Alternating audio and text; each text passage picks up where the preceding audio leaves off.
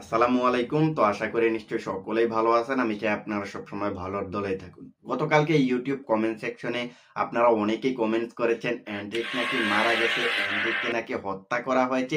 এই নিউজটা কতটুকু সত্য সেই বিষয়টা আপনারা অনেকে জানতে চেয়েছিলেন।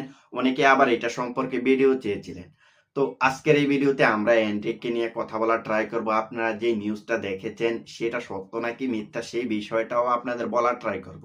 তো প্রথমত আমি আপনাদেরকে একটা কথা বলি, দেখুন আমি এইসব ফালতু নিউজ নিয়ে কিন্তু কথা বলি না, বাট আপনারা যেহেতু জানতে চেয়েছিলেন এখন সেটা আমার দায়িত্ব হয়ে গেছে সেই বিষয়টা আপনাদের জানানোর জন্য। তো প্রথমত আমি যে কথাটা বলতে চাই সেটা হচ্ছে এন্ড্রিক মারা গেছে, এই নিউজটা আপনারা কোথায় পেয়েছেন? এই প্রশ্নের উত্তরটা আপনারা কমেন্ট সেকশনে জানিয়ে যাবেন। দ্বিতীয় কথা হচ্ছে, দেখুন এন্ড্রিক যদি মারা যেত তাহলে রিয়াল মাদ্রিদের ওয়েবসাইটে কোনো ধরনের নিউজ আসতো না, ব্রাজিলের বড় বড় সংবাদ মাধ্যমগুলোতে কোনো নিউজ আসতো না, ইভেন কি বিশ্বের যতগুলো ওয়েবসাইট রয়েছে বড় বড় ওয়েবসাইট ওইখানে কি কোনো নিউজ পাবলিশ হইতো না? আপনি কি একটা নিউজ দেখাইতে পারবেন অথেন্টিক কোনো সোর্স থেকে যে এন্ড্রিক মারা গেছে? দেখাইতে পারবেন না। এখন কথা হচ্ছে আপনারা যে নিউজগুলা দেখেছেন এগুলা সম্পূর্ণ ফেক, সম্পূর্ণ ভুয়া, সম্পূর্ণ মিথ্যা। এখন আসল নিউজ যেটা সেটা আপনাদের সামনে শেয়ার করি। দেখুন এইখান থেকে ৩ দিন আগে ক্রিসমাসে এনরিকের শ্যালককে হত্যা করা হয়েছে। এখন শ্যালকের বয়স যদি হিসেব করেন তাহলে দেখতে পারবেন যে বয়সটা হচ্ছে ৩৮ বছর। আর এনরিকের বয়স হচ্ছে ১৮ বছর। অর্থাৎ এনরিকের চাইতে দ্বিগুণ বড়। এখন আপনি যদি গ্রামের ভাষায় হিসাব করেন তাহলে কিন্তু এইখানে সম্পর্ক অনুযায়ী বলতে পারেন যে তার সম্বন্ধকে হত্যা করা হয়েছে। আর এই জিনিসটা যখন হেডলাইনে এসেছে যে এনরিকের বাইকে হত্যা করা হয়েছে তখন এই নিউজটা অনেকে বানায়া সানায়া বলতেছে যে এনরিককে খুন করা হয়েছে।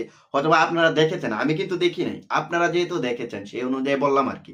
মানে এনরিকের ব্রাদার ইন লকে মার্ডার করা হয়েছে সেই নিউজটাকে অনেকে উল্টাপাল্টা ভাবে ছড়িয়ে দিয়েছে যে এনরিকেও খুন করা হয়েছে। এনরিকে শ্যালককে যে হত্যা করা হয়েছে সেই নিউজটা কিন্তু এসেছে ডেইলি মেইল থেকে। এখন আমি যদি আপনাদেরকে পুরো নিউজটা একটু পড়ে শোনাই তাহলে কিন্তু আপনারা বিষয়টা বুঝতে পারবেন। তো তারা কিন্তু লিখেছে রিয়াল মাদ্রিদের স্ট্রাইকার এনরিকে শ্যালককে গুলি করে হত্যা করা হয়েছে ক্রিসমাসের দিনে।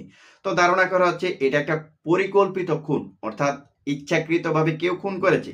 তো গত বৃহস্পতিবার অর্থাৎ ২৬শে ডিসেম্বর যেটা গেছে ওইখানে কিন্তু ডেইলি মেইল থেকে এই নিউজটা ভাইরাল হয়েছে। ব্রাজিলের বড়দিনের অনুষ্ঠানকে ঘিরে আনন্দ মিছিলে মেতেছিলেন বাসিন্দারা, আর সেখান থেকে এক ব্যক্তিকে গুলি করে হত্যা করা হয়। পরে জানা যায় যে তিনি রিয়াল মাদ্রিদের স্ট্রাইকার এনরিকে শ্যালক ছিলেন। শ্যালকের নাম ছিল মাউরিসিও নুনেজ।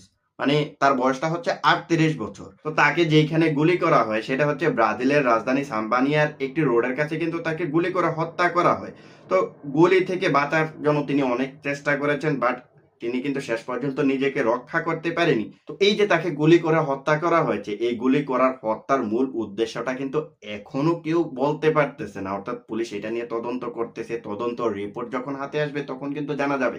তো এখন কথা হচ্ছে, নিউজটা হচ্ছে এনরিকে শ্যালককে ব্রাদার ইন লকে গুলি করে হত্যা করা হয়েছে। আর এই নিউজটা অনেকে বানায় সানায় বলতেছে এনরিককে হত্যা করা হয়েছে, এনরিককে গুলি করে হত্যা করা হয়েছে। তো এখন কথা হচ্ছে ভাই দেখুন, সোশ্যাল মিডিয়ার যুগে অনেক কিছুই ভাইরাল হয়।